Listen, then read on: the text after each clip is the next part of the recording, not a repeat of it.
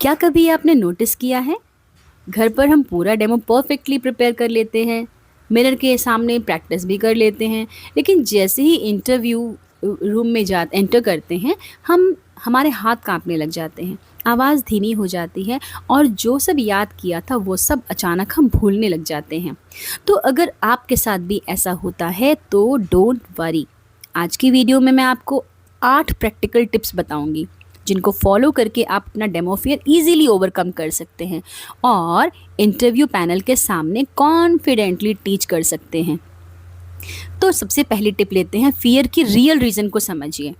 ठीक है, सबसे पहले एक बात समझिए कि डेमो का फियर नॉलेज की वजह से नहीं होता। फियर होता है बीइंग जज्ड। हमें वो सामने वाला क्या जज कर रहा है ये सोचकर हम घबराने लग जाते हैं। तो हम सोचते हैं कि याद नहीं रहा तो, पैनल ने मेरे को मेरी पूरी टीचिंग पसंद नहीं आई तो, गलती हो गई तो क्या होगा। लेकिन रियलिटी ये नहीं है। रियलिटी ये है कि पैनल आपकी मिस्टेक्स काउंट करने बैठा ही नहीं होता। वो तो सिर्फ ये देखना चाहता है कि आप can you teach students confidently. चलिए, प्रैक्टिस लाउडली नेक्स्ट हमारा पॉइंट है। तो सिर्फ नोटिस पढ़ने से कॉन्फिडेंस नहीं आता। ठीक है, सिर्फ नोट्स पढ़ने से कॉन्फिडेंस नहीं आता। Teaching is all about speaking. Mirror के सामने प्रैक्टिस कीजिए। ये मोबाइल से अपनी वीडियो रिकॉर्ड कीजिए। जितनी बार आप बोलकर प्रैक्टिस करेंगे उतना ही कॉन्फिडेंस नेचुरली बिल्ड होगा। स्क्रिप्ट मत याद रखिए। बहुत ज़्यादा लोग पूरी स्क्रिप्ट पढ़ने की कोशिश करते हैं और यही वजह है जो सबसे बड़ी मिस्टेक है। बस अपना फ्लो याद रखिए, introduction, explanation, example, students interaction और लास्ट में क्विक रिकैप पढ़ना बिल्कुल मत भूलिए, क्योंकि जो क्विक रिकैप होता है ना, ये बच्चों को बहुत ज़्यादा पूरा इन्हांस करता है, सिनॉप्सिस डाल देता है पूरा बच्चों में कि पूरा इसका सार क्या था, हमने क्या पढ़ा। तो फ्लो याद रहोगा तो वर्ड्स अपने आप ही ऑटोमेटिकली आपके पास आ जाएंगे। अब है पैनल को भूल जाइए। टीचिंग स्टार्ट होते ही ये मत सोचिए कि सामने इंटरव्यू पैनल बैठा होगा। इमेजिन कीजिए कि आप क्लासरूम में स्टूडेंट को पढ़ा रहे हैं और क्वेश्चन पूछ लीजिए, एग्जाम्पल दीजिए, बोर्ड यूज़ कीजिए। बोर्ड यूज़ करना बहुत ज़्यादा ज़रूरी है। बोर्ड के साइड में अगर आपने देखा है तो अपनी मेथोडोलॉजी लिखेंगे आप, बोर्ड के ऊपर डेट लिखना है, उसका सारा डिटेल लिखना है, तो वो सब चीज़ें यूज़ करना बहुत ज़्यादा ज़रूरी है। जब बोर्ड पर फोकस टीचिंग पर होगा ना, तो ऑटोमेटिकली सब डर कम हो जाएगा।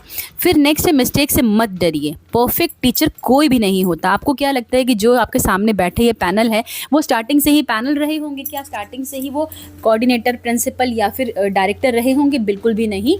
ये सभी किसी टाइम में एक पहली बार डेमो देने गए होंगे और इनको भी डर लगा होगा, ये भी नर्वस हुए होंगे। और जब भी, यकीन मानिए कि जब भी ये सब जाते हैं ना डेमो देने, तो एक बार इनको भी लगता है कि ये अपनी बात याद आ जाती है कि हम भी कभी ऐसे बैठे थे। अपने आप को कोई तोप नहीं समझता। सारे जो पैनल होते हैं बहुत अच्छे होते हैं और बहुत अच्छे से जज करते हैं आप लोगों का। अगर अच्छा मैनेजमेंट है तो आपको जज उससे करेगा कि आप हमारे बच्चे को क्या सर्व करने जा रहे हैं।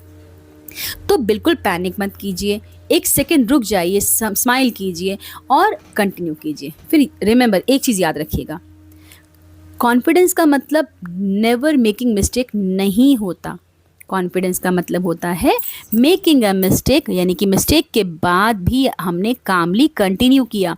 तो क्या आपने कभी देखा है कई बच्चे जो अवार्ड लेने जाते हैं, कई फैशन शो में जो लेडीज़ होती हैं वो गिर जाती हैं, उनकी हील ब्रेक हो जाती है, फिर भी वो उठ के खड़ी हो जाती हैं और अपना कॉन्फिडेंस बरकरार रखते हुए आगे चलती हैं। तो अगर वो वहीं पर वापस आ जाए तो ना, मैं नहीं कर सकती, मैं तो गिर गई, मुझसे नहीं होगा क्योंकि मैं गिर गई तो फिर उठ जाएगी, उठेगी तभी तो आगे बढ़ना सीखेगी ना। इसीलिए हमें अपना कभी भी कॉन्फिडेंस लूज़ नहीं करना चाहिए।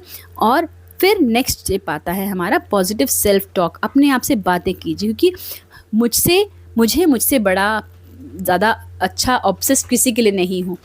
अपने लिए, अपने सेल्फ ऑब्सेस्ड बनिए, अपने आप को प्यार कीजिए और अपने आप से बातें कीजिए और ये अपने आप को बताइए, I am well prepared, I know my subject, I can teach confidently. मैं अपना बेस्ट दूंगी।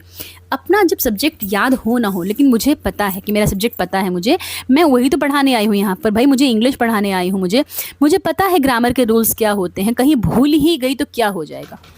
ब्रेन ही है ना मेरा, I am human, I am not robot. तो ठीक है, जो चीज़ है वो है। बिलीव मी, ये छोटी सी हैबिट आपके कॉन्फिडेंस को बहुत बूस्ट करती है।